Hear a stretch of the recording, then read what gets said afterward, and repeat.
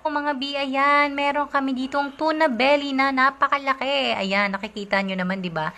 Mas malaki pa sa aking palad. Ayan. As in, ang lapad niya talaga. Actually, hindi sa akin yan, mga bi. Sa ate ko yan. Bigay yan sa kanya, ng kanyang friend.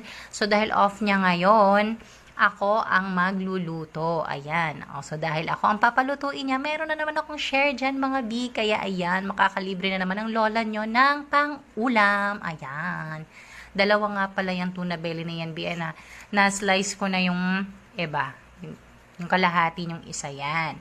Ang gagawin daw namin dyan ay mag-i-escabeche kami, magpapaksiw, at yung isa na nakita ko lang din sa YouTube, gagayahin ko lang na imamarinate lang siya sa salt and pepper.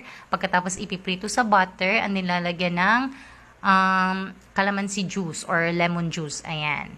So, yan lang muna ngayon, mga B. Follow for more. Thank you for watching.